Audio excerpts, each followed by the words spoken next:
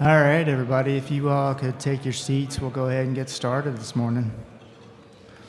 So it's good to have everybody in person. It's good to be in Louisville. This is a nice town. I like it, and this is a great venue. So we appreciate everybody coming and look forward to the next day and a half of good conversation. So it's been a few years since we've been able to be in person. I guess over the last couple of months, things have kicked up a little bit, so we're actually be able to do things rather than on a screen, but it's really exciting to have folks back in person. Just generally from our work with the Regional Deployment Initiative, I think it's been a couple years since we've actually been able to do something like this. So really excited to have folks together. Just a few logistics before we get started this morning. The two important things: beverages in the back of the room and over here on the side of the room. And then the restrooms, if you go out these doors, hang a right and then another right. They're along this hallway there. So, help yourself to beverages and breaks whenever you need them. Additionally, if you have cell phones, please turn those on to silent mode right now. It's better for presenters and the audience if you do that. If you need to take a call, there's some really nice chairs out there in the hallway, so feel free to just excuse yourself and do whatever you need to do, because we understand folks need to operate and do business as well as attend today. Additionally, just so folks are aware, this event's going to be recorded. We have a lot of folks who are interested in being here today but couldn't make it just for a number of reasons, so we've agreed to record the event. We don't anticipate that stifling any conversation, so we want everybody just to openly engage in dialogue. We, GPI, will be happily look at the video if there's issues that folks need to have us work through, like if you inadvertently disclose some company information that you don't want to be released to the greater web spaces or what have you. We're happy to work through you on those issues. So just be aware this will be videoed, but shouldn't impact conversations whatsoever. And then the last logistical thing I'll mention is, as we go through these conversations today, there's a lot of really smart people in the room, and they're going to be saying some things that we may or may not necessarily agree with, but just generally be nice. This isn't really the forum for open debate or any kind of acrimonious dialogue. So just we're all here to learn. It's a good environment. It's a good opportunity for folks to get some perspective that we may or may not be familiar with. So happy that everybody's here, and if there's anything I left out or if there's any questions from the audience still on logistics, just let me know now. Great. So with that, we're lucky to have our first presenter this morning talk about opportunities and things that are moving in the energy world as far as carbon management, carbon capture, and energy fuel transfers and so forth associated with the state of Kentucky. Kenya Stump, she's with us. She's the Executive Director of Kentucky's Office of Energy Policy. Kenya served Kentucky in regulatory and policy roles for quite some time, and she currently helps lead Kentucky in their efforts towards carbon reduction and alternative fuels development. So please, everybody, welcome Kenya as she gives us some opening remarks.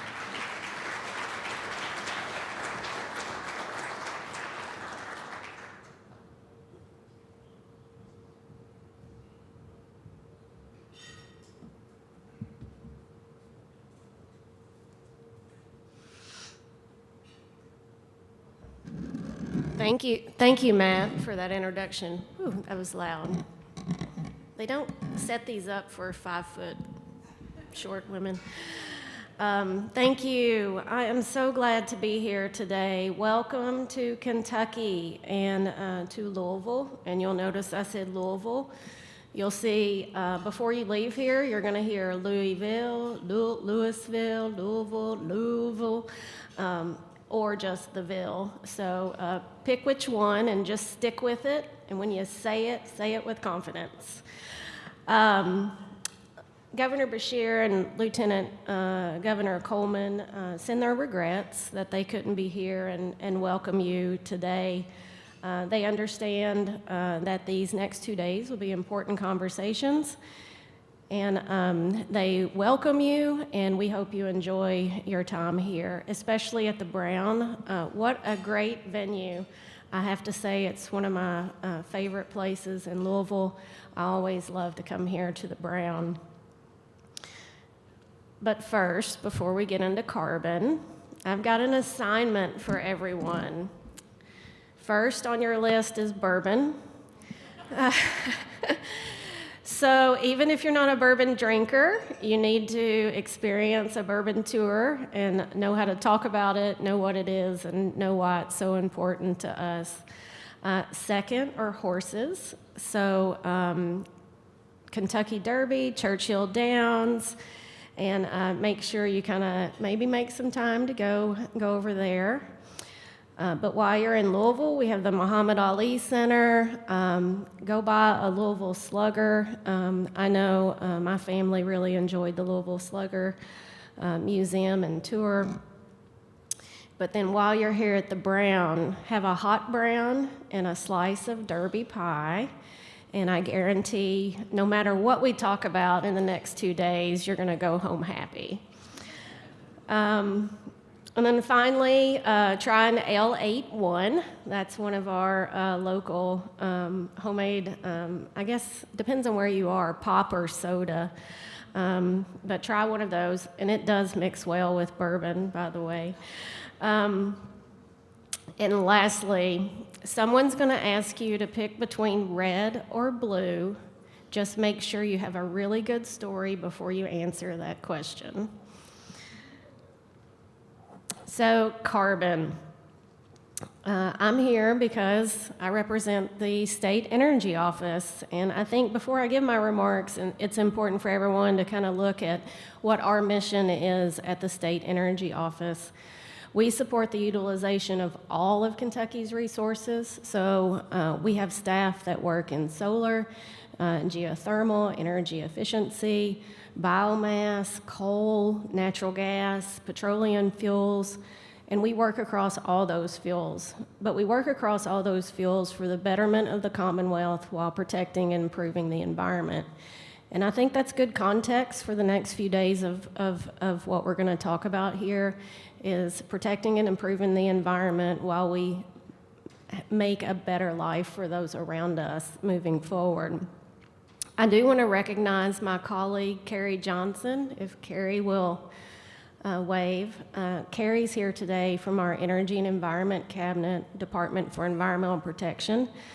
She does all of our liaison with economic development projects, energy-intensive projects, and all of our permitting when we have new businesses coming into the state. So be sure to meet Carrie, talk to her. This is her first experience with carbon management, so she's going to soak it all up and bring it back. So carbon.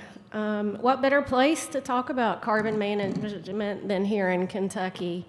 I don't know if you know it, but we might have a little bit of a history with carbon. 1750, it goes all the way back to 1750, when the first recorded person found coal, Dr. Thomas Walker. And by 1820, we had our first commercial mine on the Green River in Muhlenberg County. And yes, it's Paradise, the John Prine song. We will not be karaokeing it today. Maybe later, maybe after dinner, we'll see. But that's an important point because I am from Muhlenberg County, so I grew up around coal mining. I grew up around Paradise and the power plant there. My entire family was involved in coal, my friends, the entire community. So for me, it's a personal perspective because I know what a community relationship with coal and carbon can be. I know what it means to a community, and I also know what it means when that community has to transition. So I think for the next 2 days, from my perspective, one thing I think we should keep in mind is that as we talk about decarbonization, it can be very personal. It can be about families. It can be about communities. And I know tomorrow we're going to talk about how to work with environmental injustice, disadvantaged communities. But I can't really stress enough how important it is that we continue to think about the communities and think about how we're working with communities as we talk about this transition moving forward.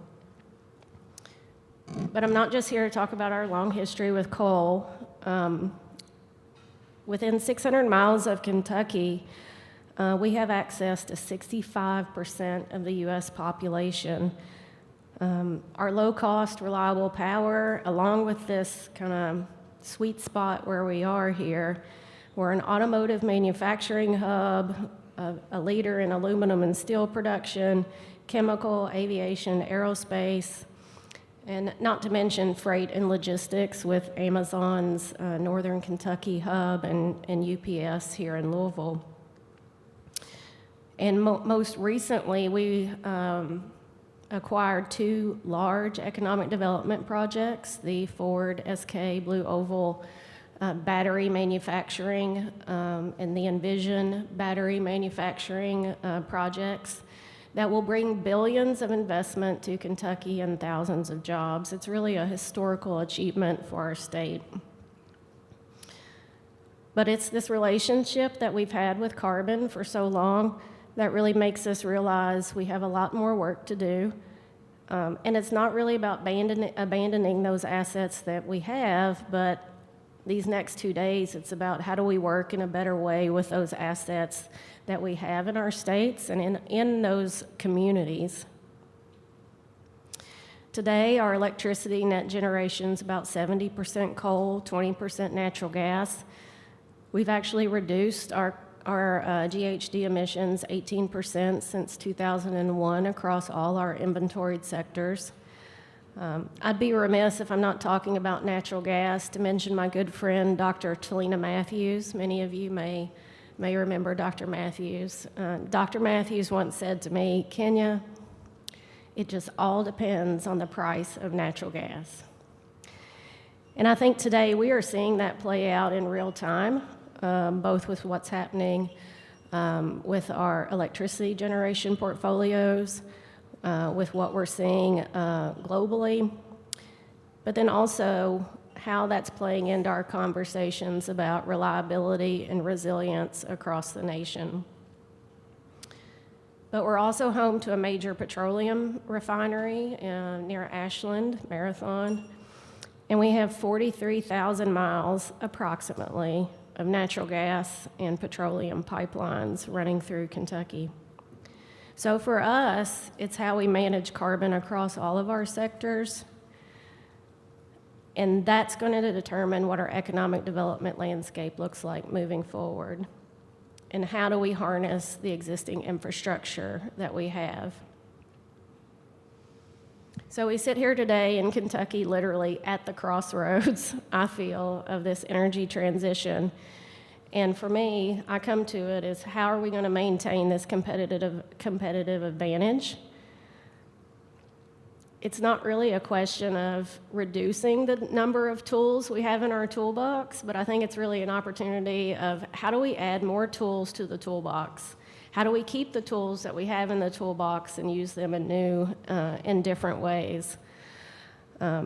We have to look at carbon capture, utilization, sequestration. We have to look at advances in carbon management across all of our sectors, and it's really essential to our economic development as we move forward. We know our corporate citizens want decarbonized solutions. We've had our industrial customers ask us for solutions, and we know our utilities are looking at a decarbonized future. So as a result, last fall, Governor Beshear announced our new energy strategy, KYE3, Energy, Environment, Economic Development. It's really wrapped in economic development, but focused on resilience. And it does include carbon capture, utilization, sequestration. It includes coal-to-carbon products and coal utilization as it relates to critical materials and rare earths. I think you're going to hear more about that today from Dr. Rodney Andrews in the back from the University of Kentucky. But it's really a flexible and stakeholder-driven strategy. For those of us out here who do plans, by the time we get a plan together, it's usually time to revise a plan or it's already outdated. So I've lived it. So this strategy is a bit different in that it's just a strategy. It's really a long-term vision because it's really hard to plan now because our technology, regulatory environment is moving at at different speeds. And all we're looking for is, can we set the direction, and can we kind of be that compass for where we want to go here in Kentucky? So it's a long-term strategy, but it's really built on partnerships, and partnerships like the one we're here today. And it's made actionable by commitment of our industry partners working together. But it really begins, as I said, it begins with our communities. So we've got 5 goals. It's not complicated. Manufacturing to support a resilient economy, and manufacturing that can support an advanced energy economy. Fuels, diversified fuels. We're looking at sustainable aviation fuel. We have 3 major shipping hubs here in Kentucky. We're looking at hydrogen. I almost didn't want to say hydrogen, because at this point, who is not looking at hydrogen? And we're all waiting on that FOA on the hydrogen hubs. But we're looking at hydrogen too. We're looking at renewable natural gas. We're looking at advanced nuclear opportunities here as well. Our third goal is really focused on infrastructure. How do we build that next generation infrastructure, from our electricity grid, pipeline infrastructure, to our built environment, and how does that built environment play into the overall energy infrastructure? But we can't do any of this without a workforce, and so central to all of this is working with STEM education, community colleges, apprenticeship programs, getting people retrained, working in the communities that are on the front lines, seeing, like I saw, in my community. I saw families leave. I saw things fall apart. And it took 20 years for that community to come back, and it takes effort, and it takes dedication, and it takes getting on the ground in the communities. I can tell you, having come from a community, it's easy to talk to us, but it's not easy to be with us in the community. And now it's time to be with those communities and start finding realistic solutions, because each community has their own set of assets to bring to the table. There's no one-size-fits-all solution. So what I'm here today to say is we have made progress, and we're faced with tremendous opportunities, but we're going to have to look at these partnerships that we're making today. We're faced in an energy landscape where we not only have to balance emission reductions, reliability, but now it's resilience. And here, we have to keep our price of electricity and our fuels affordable. If anybody is a mathematician in a room, how hard is it to optimize 5 different independent elements at the same time? And that's what we're asked to do. We're asked to decarbonize, keep it reliable, but also when there's a natural disaster, we want you to bounce back faster. And oh, by the way, we want it to be affordable for everyone. I'm just going to stop right there and pause. I think we forget there's no perfect fuel, at least and that's Kenya's opinion. There's no perfect fuel, but it's how do we harness the benefits of all the fuels we have at our disposal, and how do we optimize those benefits across the board for our citizens. Too often, I've been in conversations where it's either or, and it's never just, well, how do we make them work together? And that's why this conference and this work is so important, because it plays into that conversation of how do we make it work together. I think it's time that we kind of look and say, haven't we learned by now that being dependent on just one fuel or technology is really not a sustainable pathway forward? But again, I say too often I'm in conversation, and the conversations distill down to, we're going to have a conversation about solar and wind, or we're going to have a conversations about gas, or it's just about nuclear.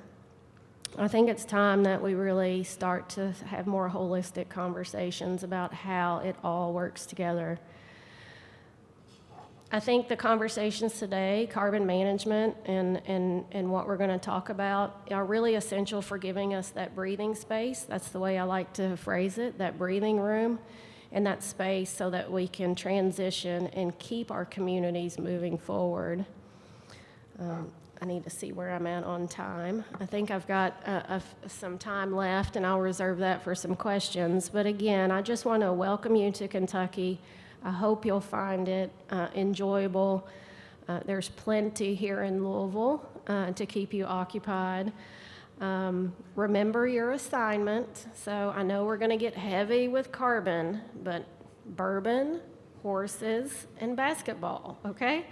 So, oh, and don't forget hot browns and derby pie, especially if you get, you know what, if we're in a breakout room and things get tense, we just need to have pie delivered because pie makes everything better. So with that, I really appreciate you all inviting me and kind of tolerating me this morning, being a substitute for Governor Beshear, but thank you again, and I hope you enjoy Kentucky.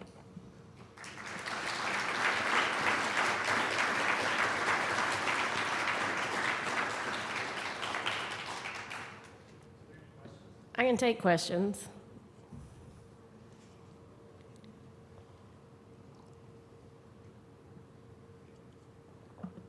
Well, that's rare. Thank you again. Thanks, Matt.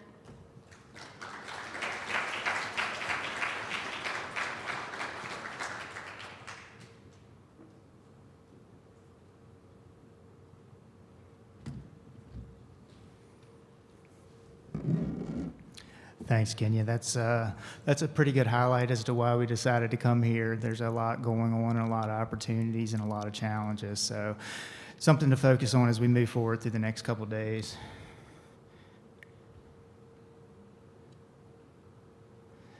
All right, so in case y'all haven't noticed, I'm not Patrice Lallam. She was supposed to be here and talk about federal policy issues, but ironically, I got a phone call at the airport at 5 o'clock yesterday morning and said, Matt, I'm sick. So I was like, yes, I can tell you're sick. So she, for all of our benefit, she stayed home. So I'm going to try to cover the federal policy issues as well as go over our basic carbon management overview, and then I'll talk more about our state and regional stuff that we work on specifically at GPI and why we're here today. So just a little bit of background about GPI. We're an independent, non-governmental organization. We're nonpartisan. We have a focus on energy policy and technology.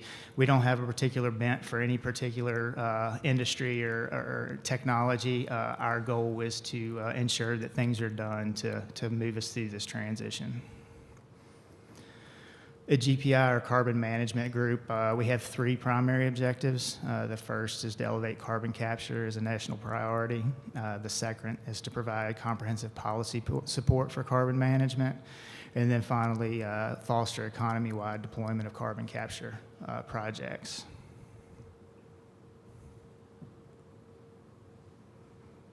There we go. And within our carbon management program, we have four individual, working groups or teams. The first there that you'll see is the Carbon Capture Coalition. That's our federal arm.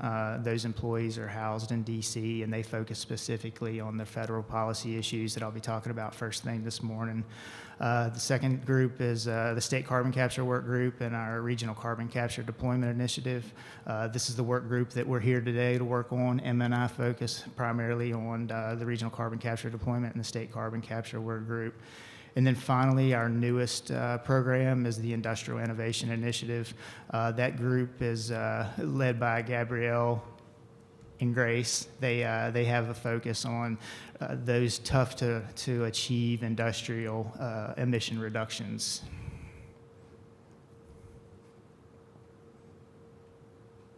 It was just a matter of time before that happened. There we go.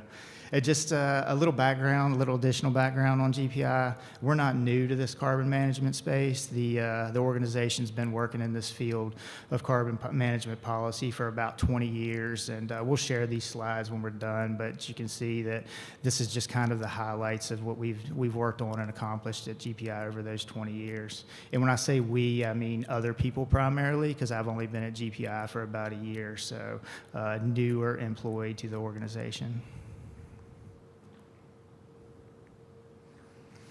And before we dig too deep into policy issues, I always like to start off with what I share with my friend Steve Carpenter as my elementary version of what carbon management is, or my third grade perspective of what our carbon management is. So I broke it down into basically 4 pieces. First, you have to capture the carbon, whether that be no matter the technology, amine, membrane, no matter what it is, you need to separate and capture that carbon out of a source. So that could be a thermal source, it could be an industrial source, or it could be a geologic source, and there's others as well. And then the next phase of that process is you'd put that carbon to beneficial use. This could be done either as a feedstock for chemicals or things of that nature, or it could be used as for utilization and enhanced recovery operations. Other opportunities down the chain, supply chain, would be that you could transport that CO2 to a final destination where it'd be either utilized or stored. And then the final kind of opportunity associated here is the permanent geologic storage associated with CO2. And that could be either through direct saline storage or through enhanced oil or enhanced recovery operations. So why is carbon management important? This graphic, you see it a lot. It's pretty simple, and it actually paints a pretty good picture. So carbon management is necessary as we work to achieve our climate goals of 2C. And just simply, the point on the left side of that figure shows where we're at now, and then the point on the far right side of that graphic show where we need to be across the chain of carbon management to expand operations and kind of gear up facility operations to achieve that 2C.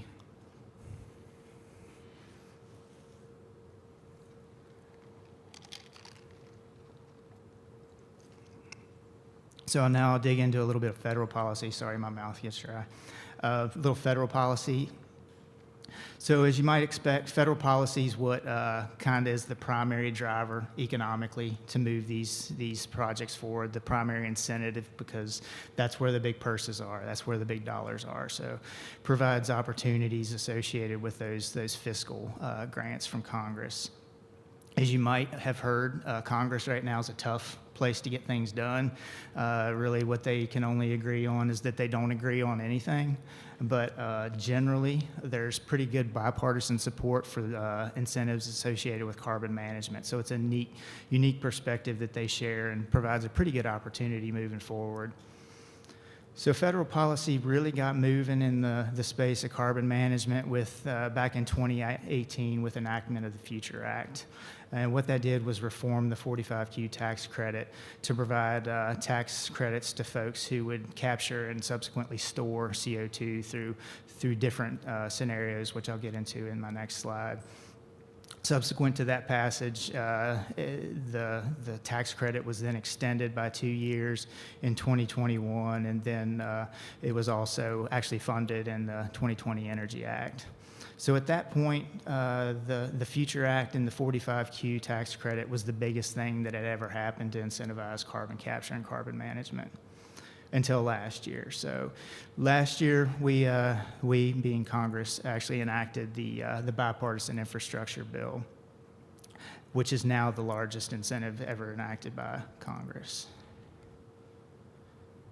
So this just kind of gives an overview of what the infrastructure package did and what it provides for incentives for companies, organizations, academia, et cetera, to move forward down the carbon management pathway.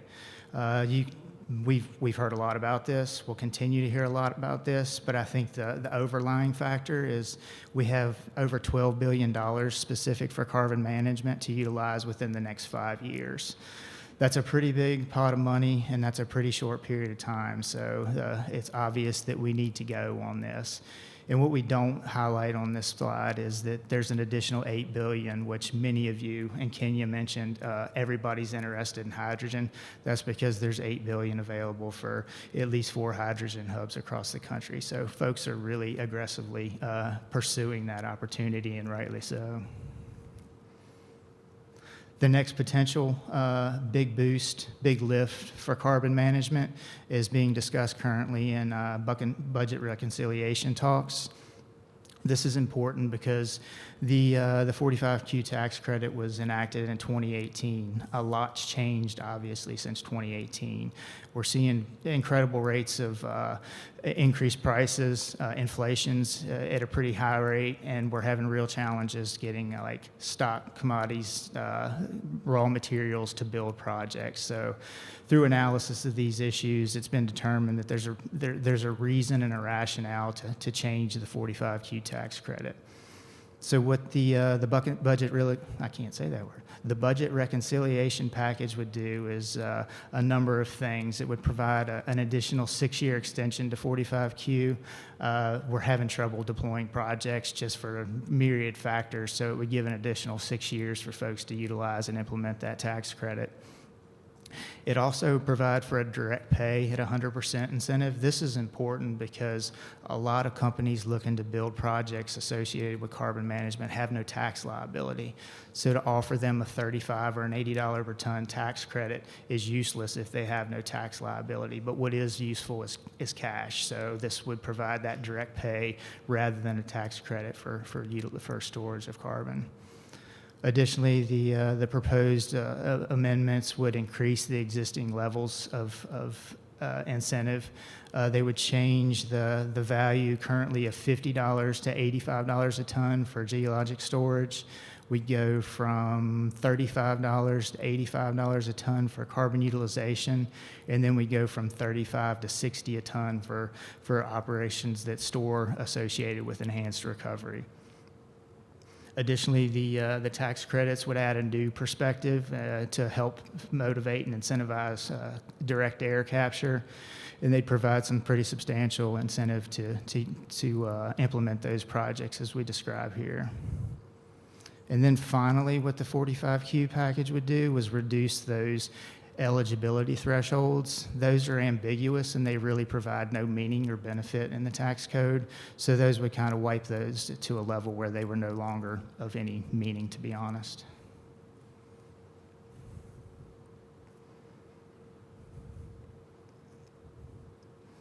So now I'm going to transition into our state and regional policy work.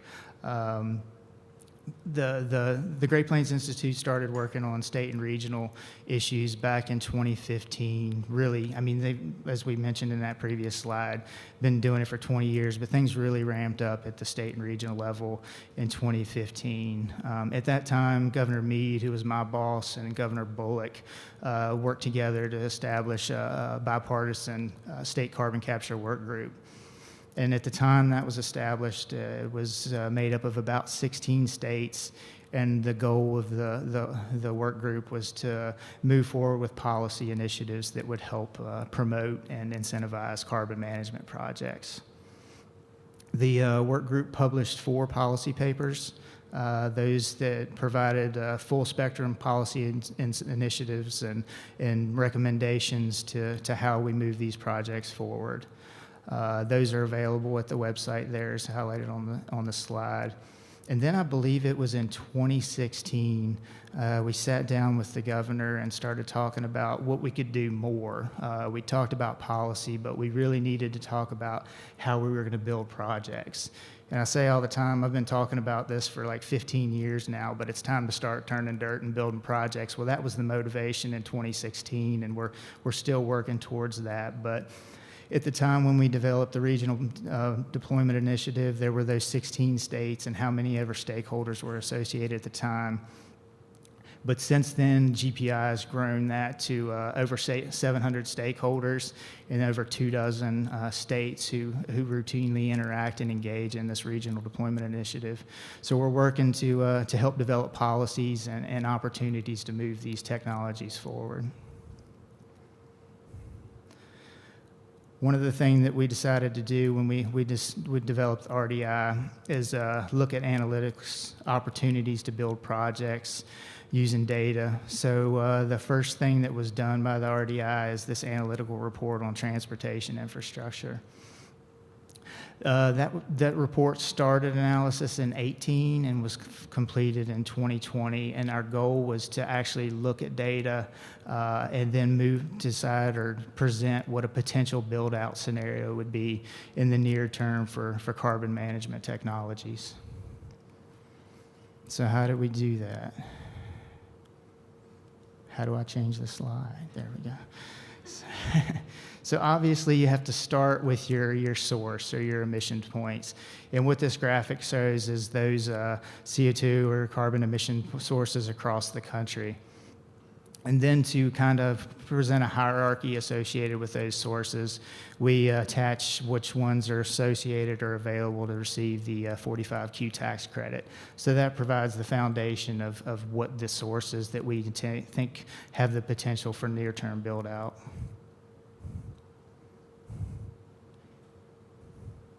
And then you have to look at your sinks. What are you going to do with this carbon once you capture it? These are modeled geologies, none of them characterized, so they're modeled assumptions of where there's potential for permanent saline storage. So we utilize, or we look at the opportunities to utilize these saline storage, and what we're looking at specifically is those highlighted in light green, which are very low cost storage based on these models, which would be less than $10 per ton storage. Additionally, we include opportunities associated with EOR just because it is a near-term opportunity. It's been done for 50 plus years, so we have to incorporate that into our analysis. And then finally, you'll see on there the existing pipeline infrastructure associated with CO2, which at this point is about 5,000 miles. And then you throw all that into a blender, and the model spits out, the SimCCS model spits out this potential build-out scenario. So what you see here is based on the region analyzed, we'd potentially capture at full build-out about 300 million metric tons of CO2 per year. As you can see here, the analysis, as I mentioned, was done back in 2020, so things have changed since then. I guess to highlight that, you look at all those ethanol facilities in the Midwest. The assumption at the time was that those captures, or that CO2 captured, would be transported south to Kansas, Oklahoma, and the Permian specifically for EOR. But what we're seeing now, based on policy, economics, and so forth, those projects that we're seeing being proposed are going to capture and transport that CO2 either to North Dakota for permanent storage or Illinois. So models change. We need to work on reanalyzing this and based on current scenarios. Additionally, this year, we're going to build out this model. So as you can see, there's some void spaces there.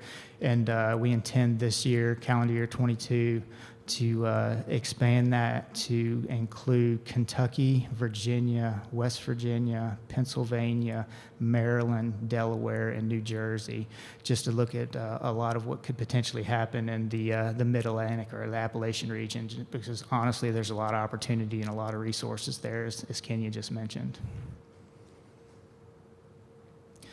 Additionally, with this modeling exercise, we reached out and did some additional analysis to look at what the potential opportunities were for jobs and economic benefits. As you talk with a legislator or a stakeholder, that's typically the first thing they're going to ask is, what can this do for my state? So we provide just the fact sheets associated with these analyses on our website, so you're welcome to go check those out.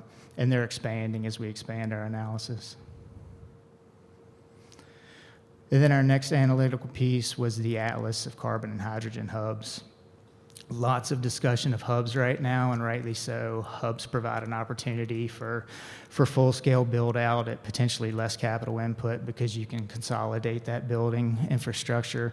Additionally, they provide the opportunity to reduce impacts to the environment as well as humans' social impacts. So how we built out this analysis was we utilized that data from the transport infrastructure analysis and added some additional criteria. I won't run through it all. This is actually about an hour presentation of itself. So specifically what we looked at was current existing development of hydrogen and ammonia facilities.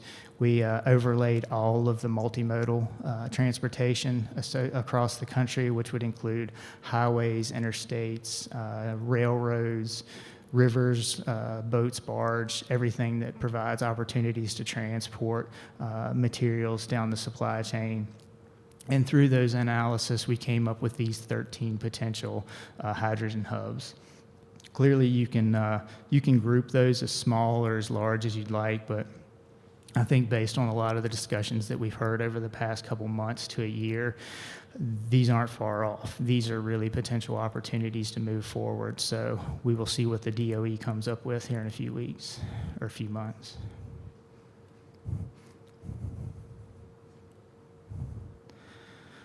So just to throw a quick highlight on this, our analysis to this point have focused specifically on opportunity. We've looked at economic opportunity, we've looked at resource opportunity, 100% focused on opportunity, but everybody in the room that's ever built a project or planned a project realizes there's a lot more to it than the opportunity. You have to look at the challenges. So we're working with friends, and John's going to talk specifically about this tomorrow, so I'm just going to highlight the high point of it. We're working with some companies to develop a decision support tool, which is going to provide a geospatial analysis that looks not only at the opportunities, but the historical constraints associated with building a project, as well as the environmental justice potential constraints. So we don't intend to answer all the questions, but this decision support tool will help focus some siting and some conversations moving forward. In addition to our analytical work, we've also facilitated an MOU amongst 8 states to work together on transportation infrastructure. What this does is essentially provide a platform for folks to get together and talk about how they can develop policies and move the ball forward, not only in their states, but in their regions on these issues. So I believe it was last October, the MOU states put forward an action plan that's available on our website, so you can go take a look at all of these policies that could potentially help move these projects forward. Next steps for the MOU states are we need to develop a state policy and statute matrix. Between Emma and I, we probably get a question once to twice a week. Is there any place that we can go look and see what every other state's doing as far as policy and statute? And there's not. So we hope to work with some entities to put together a simple, user-friendly matrix that describes what all of the states have done, if anything, because there's honestly a lot of states that haven't moved forward with a statutory framework. So our goal was to work on that this year. Additionally, we need to work on a safety white paper. If you read the news, that's the headlines that you see, that carbon capture, carbon storage, carbon transportation aren't safe. So we hope to put together a white paper that kind of addresses what we consider for the most part to be false assumptions, but we'll work on that additionally as well. And then finally, we're going to continue to work together on policy initiatives. So there's plenty of opportunities to collaborate, and there's also, it's not a closed loop. So if there's anybody out there that wants to join into this MOU, we're happy to facilitate that. Next issue that we tend to address a fair amount in the state and regional level is Class 6 and Class 6 primacy. There will be a conversation about this specifically today, but we try to help educate and inform folks as they move forward with Class 6 issues. Anybody that's not familiar, you require a Class 6 well if you intend to permanently geologically store CO2. So pretty important moving technologies forward. And I realized this morning that I should have put in a before-after, like a 2020 versus a 2022 map up here. There's a lot more colored states on the map today than there were in 2020, and there's a lot of interest in moving forward on Class 6 and Class 6 primacy. And then the last thing I'll mention is legislation. As I said before, states establishing a statutory framework that provides opportunity and opens them for business for carbon management is important. If you don't have defined statutes and information that allows investors to feel comfortable putting forward like billions of dollars to build a project in your state, you're going to have a really tough time competing. So we work with states constantly to help inform these opportunities. And just Emma provides a regional deployment update every week and describes what the legislative updates are coming out of sessions this year. But I just pulled these 5 states that actually enacted some pretty substantial, impactful legislation this year. And with that, I'll try to answer any questions.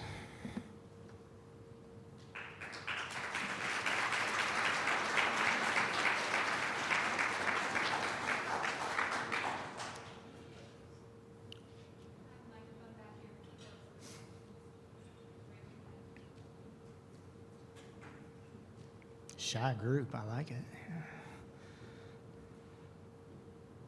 Going once. All right, well, thank y'all. At this point, I think we're going to take a break, right, Jill? So everybody go enjoy. If you could come back in 25 minutes, get kicked off for the next portion of the session. Enjoy. Thanks.